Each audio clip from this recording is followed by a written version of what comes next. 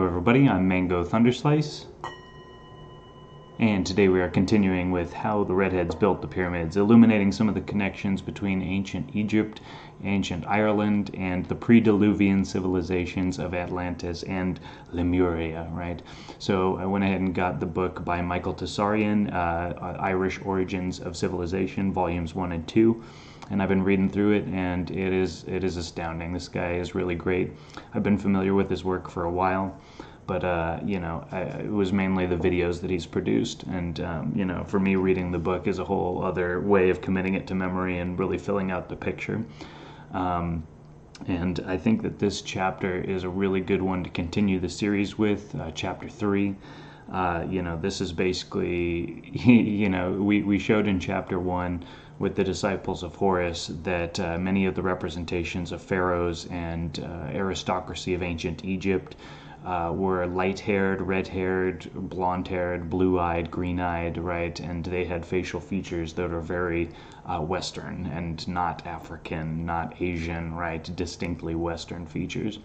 And so yeah, after this chapter, it really launches off into some wild stuff. So I figure we'll continue with this one and establish more of the historical grounding for the claims and the connections that are to come after this.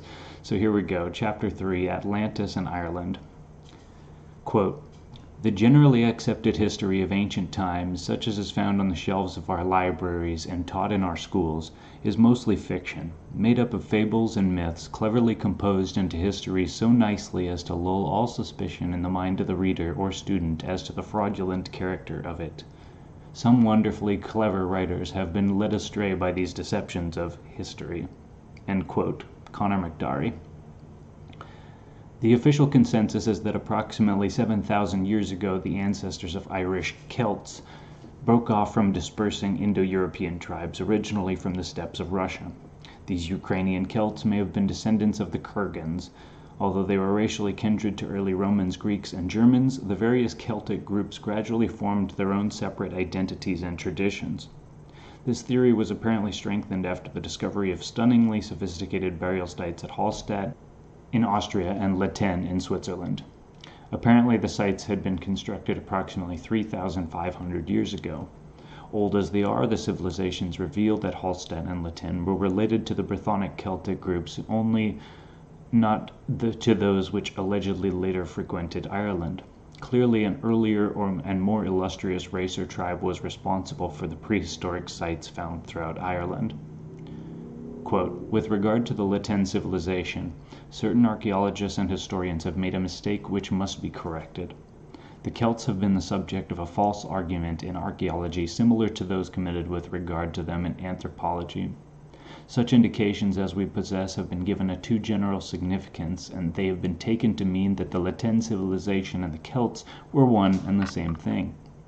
One school has in this way abbreviated the history of the Celts in Ireland in the most misleading way, making it begin with the earliest Le Thun objects found in the island.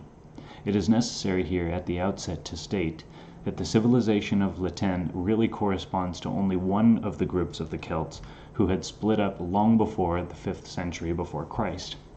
It is the culture of the continental Brythons who afterwards became leaders of the other groups. It is not that of the Goidels of Ireland." End quote. M.R. Doby, The Rise of the Celts. Quote, "The Celts enter history from about 600 BC. They are already split into several language groups and spread over much of Central Europe, the Iberian Peninsula, Ireland, and Britain, and studies now suggest that some of the Celtic peoples, including the ancestors of all the modern Celtic nations, had a largely pre-Celtic genetic ancestry, shared with the Basque people and possibly going back to the Paleolithic." End quote. Wikipedia Online Encyclopedia. Despite the consensus of Orthodox archaeologists and anthropologists, the fact is that neither the Irish nor their Druidic elders descended from the Kurgans or the early Ukrainian hunter-gatherers. They did not, as most stubborn historians and commentators believe, hail from the steppes of Russia, Harz Mountains, Balkans, or Danube Valley. Their origins are to be found exactly where their own legends state, that is, in the ancient Western civilizations that thrived before recorded history. The vast majority of intellectuals and academics pay little mind to such times and places, and, despite the plethora of archaeological evidence clearly proving the existence of pre-Diluvian civilizations, they continue, like amnesiacs, to seek for answers where they are never to be found. Quote, "It appears that the population of Ireland came from the west, and not from Asia, that it was one of the many waves of population flowing out from the island of Atlantis, and herein we find the explanation of that problem which has puzzled the Aryan scholars. As Ireland is farther from the Punjab than Persia, Greece, Rome, or Scandinavia, it would follow that the Celtic wave of migration must have been the earliest sent out from the Sanskrit center. But it is now asserted by Professor Schleicher and others that the Celtic tongue shows that it separated from the Sanskrit original tongue later than the others, and that it is more closely allied to the Latin than any other Aryan language. This is entirely inexplicable upon any theory of an Eastern origin of the Indo-European races, but very easily understood if we recognize the Aryan and Celtic migrations as going out about the same time from the Atlantean fountainhead. There are many points confirmatory of this belief. In the first place, the civilization of the Irish dates back to a vast antiquity." End quote. Ignatius Donnelly, Atlantis, the Antediluvian World, 1882. The myths and legends of our ancestors were composed by people whose world was anything but stable and unchanging. The world they knew had been visited by disasters of inconceivable proportions. Even in relatively recent times, volcanic eruptions, tsunamis, earthquakes, tornadoes, and similar natural disasters devastated land masses and annihilated countless thousands of lives. We have seen, quote, "We have seen worlds in flames and have felt a comet strike the earth. We have seen the whole coast of South America lifted up bodily 10 or 15 feet and let down again in an hour. We have seen the Andes sink 220 feet in 70 years. Vast transpositions have taken place in the coastline of China. The ancient capital, located in all probability in an accessible position near the center of the empire, has now become nearly surrounded by water, and its site is on the peninsula of Korea. There was a time when the rocky barriers of the Thracian Bosporus gave way and the Black Sea subsided. It had covered a vast area in the north and east.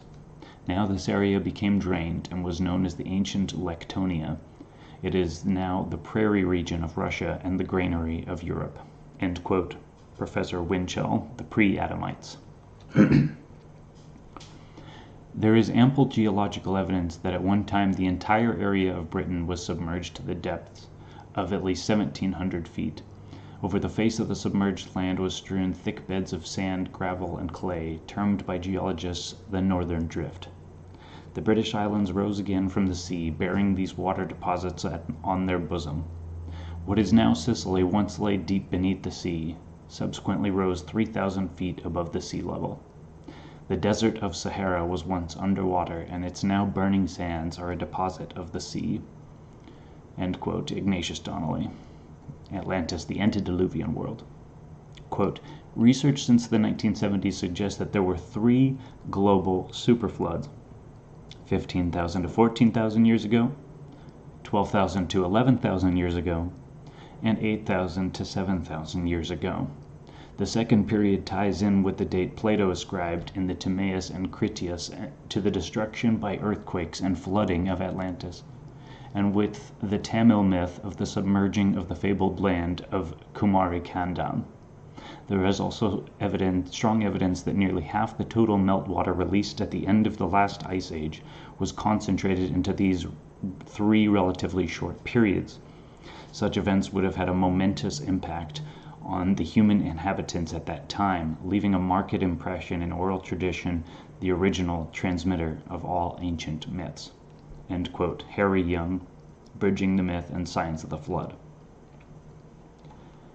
Although the devastating cataclysms that obliterated the antique civilizations left survivors in a desperate physical state, it did not leave them in as primitive a condition as we are compelled to believe from the writings of historians of later ages, erroneously convinced that their Neolithic cave dwellers were the first civilized specimens on Earth. a study of the myriad Mesolithic and megalithic ruins of Britain and Europe, created as requiems in stone to vanished technology of lost ages, of the various cyclopean remains of sunken cities and earth zodiacs, and the worldwide petroglyphic record, convinces us that the official dates given for human technological development are inaccurate and unsustainable.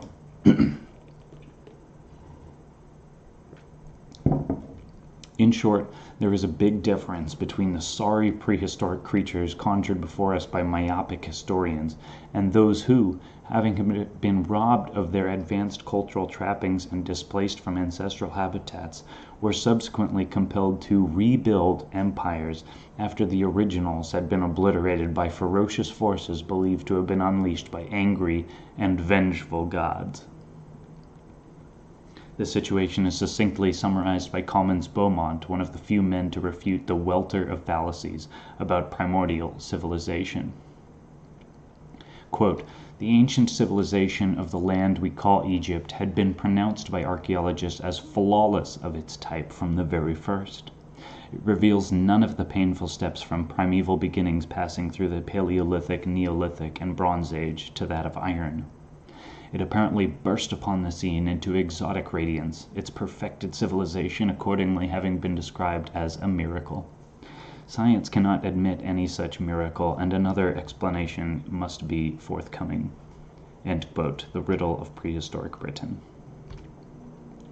Quote, "One interesting indication concerns the Egyptian rock-cut tumuli with their various compartments and the dolmen passage tombs or long-chambered barrows of Britain, Brittany, Scandinavia, Portugal, and southwest France.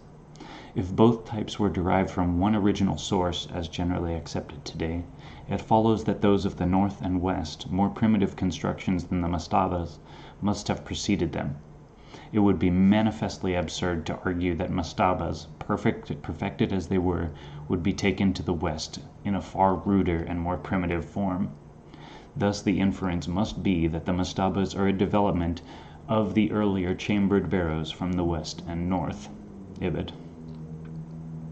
After detailed studies, Beaumont was convinced that the great civilizations of the past had been decimated in some kind of universal upheaval of unimaginable proportions. It was, he theorized, survivors of a ruined world who transmitted the elements of civilization to the new world that arose from the ashes of the old. Since the survivors of the pre-Diluvian civilizations had been displaced to various parts of the globe, we find strikingly similar cultural elements appearing in every hemisphere. Suggestively, in many places we also find the earliest elements to be more sophisticated than later variants. All we can see with certainty is that the earliest inventions of mankind are the most wonderful that the race has ever made. The first use of fire and the discovery of the methods by which it can be kindled, the domestication of wild animals, and above all the process by which the various cereals were first developed out of some wild grasses. These are all discoveries with which, in ingenuity and importance, no subsequent discoveries may compare. They are all unknown to history, all lost in the light of an effulgent dawn." End quote. Professor Max Mueller. Quote, "And as this commerce could not, as we have seen, been carried on by the Romans, Greeks, Etruscans, or Phoenicians, because their civilizations flourished during the Iron Age, to which this age of bronze was anterior, where then are we to look for a great maritime and commercial people who carried vast quantities of copper, tin, and bronze, unalloyed by the lead of the south of Europe, to Denmark, Norway, Sweden, Ireland, England, France, Spain, Switzerland, and Italy? Where can we find them save in that people of Atlantis, whose ships, docks, canals, and commerce provoked the astonishment of the ancient Egyptians, as recorded by Plato?" End quote. Ignatius Donnelly. Independently of the American investigator Ignatius Donnelly, Commons Beaumont found evidence supporting the radical idea that situated the great pre-Diluvian civilizations in the northwestern hemisphere. Britain and Ireland were the remnants, he wrote, of the empires of Atlantis, and it is from these regions that the most civilized and sophisticated peoples originated. Quote, "There are no signs of Paleolithic man in the parts of Mesopotamia where civilization can be first detected, the region being generally young." End quote. Professor W.J. Perry, Growth of Civilization. From the intriguing accounts of Plato we glimpse indistinct images of the havoc that reduced man to the condition of the hunter-gatherer so beloved of the modern archaeologist and historian. Quote, "This vast power, gathered into one, endeavored to subdue with a blow our country, and yours, and the whole of the region. Then, Solon, your country shone forth in the excellence of her virtue and strength among all mankind. She was preeminent in military skill and was the leader of the Hellenes. She defeated and triumphed over the invaders and preserved from slavery those who were not yet subjugated, and generously liberated all the rest of us who dwell between the pillars. But afterwards occurred violent earthquakes and floods, and in a single day and night of misfortune all your warlike men in a body sank into the earth, and the island of Atlantis in like manner disappeared in the depths of the sea." End quote. Plato, Critias. Similar accounts are found in tribal myths and legends of every hemisphere. The historian of merit asks if there existed a single society that did not record that the world had arisen from a period of chaos which ended a golden age of ancestral god-kings. Quote, "Down in the bottom of the sea are the proud cities and worldly treasures corrupted with evil." End quote. Song of the Flood, Hopi Indian Saga. Quote, "Traditions of the submersion of cities beneath the various lakes of the country are still current throughout the whole of Wales. The annotator of Camden mentions the names of no fewer than 6 lakes in which ancient cities are reported to have been submerged." End quote. Dudley Wright, Druidism, The Ancient Faith of Britain, 1924. Quote, "Earthquakes shook the world and rent it. Creatures turned fierce, becoming beasts of prey, wherefore others turned timid, wretchedness and hunger abounded, black magic, war, and contention entered into the hearts of men and creatures." End quote. Zuni Indian legend. Quote, "The pillar supporting the sky crumbled, and the chains from which the earth was suspended shivered to pieces. Sun, moon, and stars poured down into the northwest, where the sky became low. Rivers, seas, and oceans rushed down to the southeast, where the earth sank." End quote. Chinese legend. Source: T. Chi's Short History of Chinese Civilization. Quote, "The moon's chariot shall run amok in the zodiac, and the Pleiades will burst into tears. None of these will return to the duty expected of it. Ariadne will shut its door and be hidden within the enclosing cloud banks. In the twinkling of an eye, the seas shall rise up, and the arena of the winds shall be opened once again. The winds shall do battle together with a blast of ill omen, making their din reverberate from one constellation to another." End quote. Geoffrey of Monmouth, Prophecies of Merlin, from History of the Kings of Britain. Quote, "The whole continent heaved and rolled like the ocean's waves. The land trembled and shook like the leaves of a tree in a storm. Temples and palaces came crashing to the ground, and monuments and statues were overturned. The cities became heaps of ruins. As the land rose and fell, quivered and shook, the fires of the underneath burst forth, piercing the clouds in roaring flames 3 miles in diameter. There they were met by lightning shafts which filled the heavens. A thick black pall of smoke overshadowed the land. Huge cataclysmic waves rolled in over the shores and extended themselves over the plains. Cities and all things living went down to the destruction before them. Agonizing cries of the multitude filled the air. The people sought refuge in their temples and citadels, only to be driven out by fire and smoke, and the women and the men in their shining garments and precious stones cried, 'Mu, save us!' During the night the land was torn asunder and rent to pieces. With thunderous roarings the doomed land sank." End quote. James Churchward, The Lost Continent of Mu. Like the great astronomer Edmund Halley, Charles Darwin, author of The Origin of Species and the Descent of Man, pondered the evidence of global upheaval that met him everywhere he traveled. His explanation for the innumerable anomalies that Earth's geologic record presented is found in his travel journal. Quote, "What then has exterminated so many species and whole genera? The mind is at first irresistibly hurried into the belief of some great catastrophe. But thus to destroy animals both large and small, we must shake the entire framework of the globe.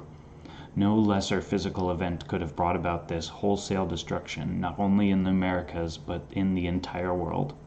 Certainly no fact in the long history of the world is so startling as the wide and repeated extermination of its inhabitants." End quote. From his journal composed while aboard the HMS Beagle. Before modern anthropologists and archaeologists began their investigations, the only references to the early inhabitants of Europe and Britain came from incompetent Greek historians and duplicitous imperialist Roman documenters who never inquired into the origins of those predecessors of peoples regarded as barbaric, unruly, and irrepressibly aggressive. Little has changed in 2,000 years. To repeat an admonishing line from the Egyptians, the modern historian is, like his Greek and Roman forebears, patently young of mind. Quote, "That in mind you are all young, there is no old opinion handed down among you by ancient tradition, nor any science which is hoary with age." End quote. Egyptian priest speaking to Solon, the father of Plato. Quote, "The story of the Irish people begins about 10,000 years ago when the first men arrived from Europe to what was then probably already an island. These wanderers from Middle Europe were nomadic hunters, using flint for their arrows and knives. In their search for food they gradually spread to different parts of the island, living from hand to mouth along the coast, by rivers and lakes, competing with animals for the food needed to sustain life. These hunters have left little trace other than the primitive flint instruments they used." End quote. James Linden, The Making of Ireland.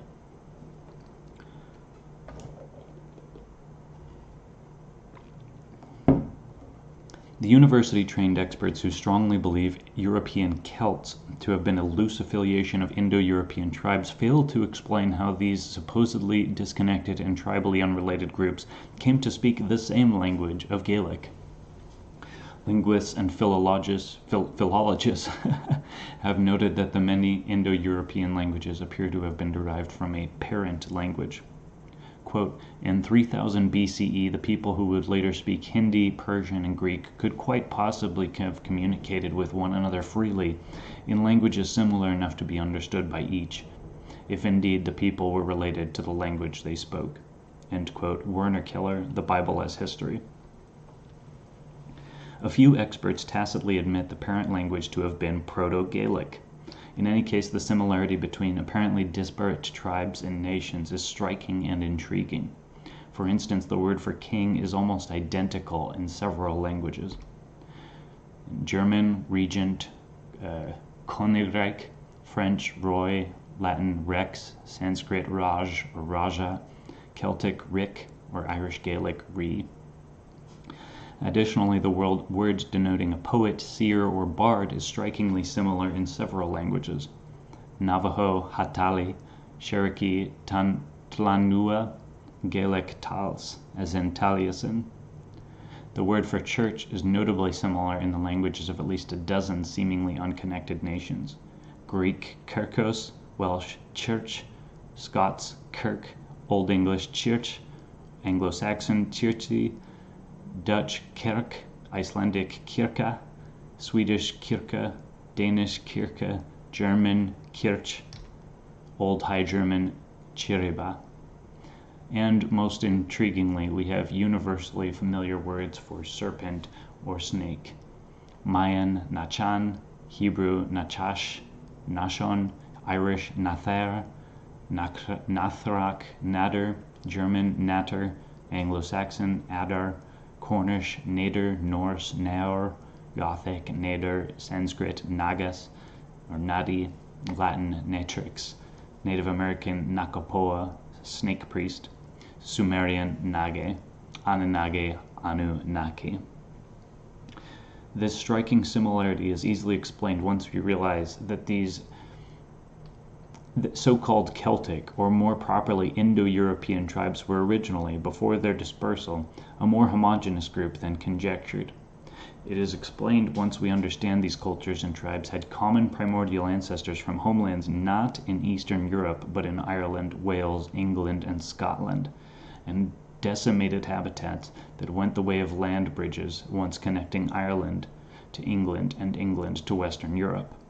This westward migratory movement also helps explain why it is no continental type customs, buildings, or burial mounds have been discovered in Ireland corresponding to the dates given for the first major Celtic migration into Ireland from the east.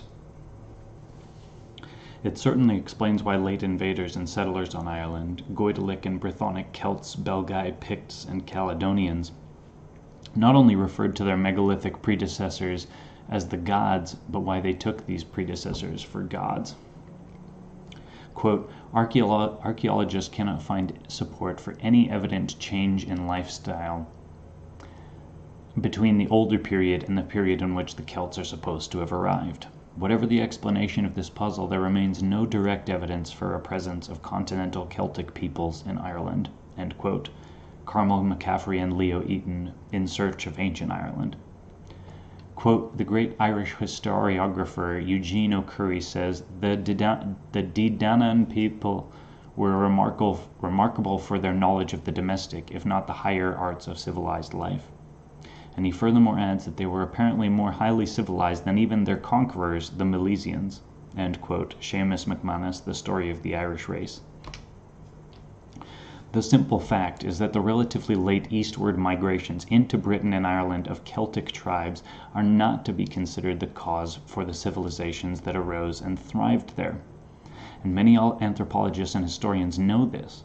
Nevertheless, due to pressure exercised from above, experts are often loath to question the origins of the sophisticated megalithic culture they know existed, and that was responsible for humankind's development not only in Ireland and Britain, but throughout the world. The same stubborn attitude that exists in regards to the so-called mound builders of America persists in regards to the megalithic Irish. In particular, the myths and legends of the races and nations that knew better are habitually dismissed or mistranslated. Barry Fell was told that the fascinating petrographs of North America, proven by him to be of Irish origin, were merely doodles made by Indians high on hallucinogens. The same attitude does not prevail regarding the hieroglyphics of Egypt because Egypt is in the East. Investigators such as Barry Fell and Emanuel Velikovsky, who reverently employed data from the mythological archive to solve history's mysteries, are ridiculed and labeled unscientific. The east to west migration propaganda stories proffered forth and spluttered by experts ad nauseum. Quote, the simplest things are always those the scholars see least. They go searching into the beyond with infinite pains, neglecting the truth right under their noses. End quote. Fabre d'Olivet, La Lingua Hébraïque Restitutée. Quote, who shall thoroughly discern the truth from fiction, with which it is everywhere entwined, and in many places altogether overlaid? End quote. Hayes O'Grady. It was primordial Irish customs and traditions that moved eastwards to influence European Celts, not the other way around. Quandaries concerning the origins of the Irish Celts can be explained when we take heed of what the legends say, the authentic legends, that is, rather than those concocted to reinforce the lie of an Eastern origin of the Irish. It is in legends that speak of a Western origin that we find the truth concerning the ancient history of Ireland and the world. Moreover, it is from ancient Irish legends that we find the most intriguing references to the lost pre-Diluvian continent of Atlantis.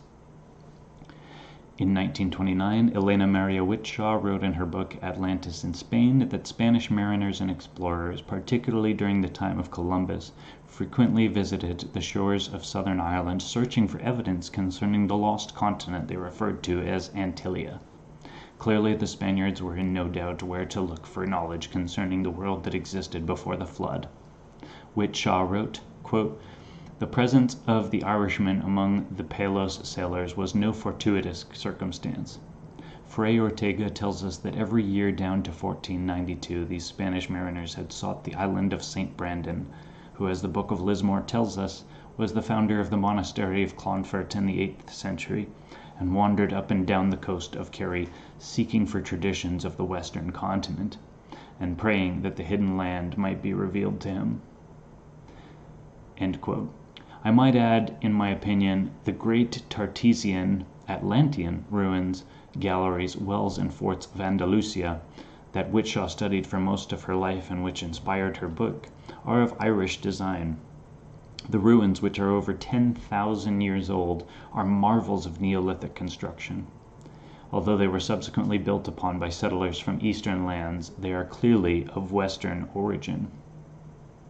Certain researchers and experts on British prehistory have voiced doubts as to whether any so-called Celtic tribes ever invaded or settled in Ireland. L.A. Waddell and Commons Beaumont found the idea preposterous, and the new science of DNA substantially corroborates their doubts concerning the spuriousness of Celtic east-to-west migration theories. In his book Saxons, Vikings, and Celts, The Genetic Roots of Britain and Ireland, geneticist and genealogist Professor Brian Sykes confirms that Celts did not contribute to the DNA of the original inhabitants of Ireland. He shows that immigrations from the east had no substantial effect on the genetic makeup of the Aboriginal Irish. Moreover, he confirms that 9,000 years ago, the ancestors of the Irish, Welsh, Scots, and English crossed land bridges which connected their lands to Europe. Moving eastwards, these tribes found Europe to be drastically underpopulated. Professor Sykes writes, I can see no evidence at all of a large-scale immigration from Central Europe to Ireland and west of the Isles generally, such as has been used to explain the presence there of the main body of Gaels or Celts. The Celts of Ireland and the Western Isles are not, as far as I can see from the genetic evidence, related to the Celts who spread south and east to Italy, Greece, and Turkey from the heartlands of Hallstatt and Latin in the shadows of the Alps during the first millennium BC. Everyone has heard of Celts, Anglo-Saxons, and the Vikings, and most of us are familiar with the idea that the English are descended from Anglo-Saxons who invaded eastern England after the Romans left, while most of the people in the rest of the British Isles derive from indigenous Celtic ancestors with a sprinkling of Viking blood around the fringes. Yet there is no agreement among historians or archaeologists on the meaning of the words Celtic or Anglo-Saxon. What is more, new evidence from genetic analysis indicates that the Anglo-Saxons and Celts, to the extent that they can be defined genetically, were both small immigrant minorities. Neither group had much more impact on the British Isles gene pool than the Vikings, the Normans, or indeed the immigrants of the past 50 years. End quote. Stephen Oppenheimer, The Origins of the British, a Genetic Detective Story. Quote, scientific anthropologists and classic historians have proved that the Celts of history were the non-Aryan, round-headed, darkish, small-statured race of South Germany and Switzerland, and that the Celts, properly so called, are totally lacking in the British Isles. Thus, to speak, as is commonly done, of Celtic ancestry, the Celtic temperament, and Celtic fire among any section of the natives of these islands is, according to anthropologists, merely imagination.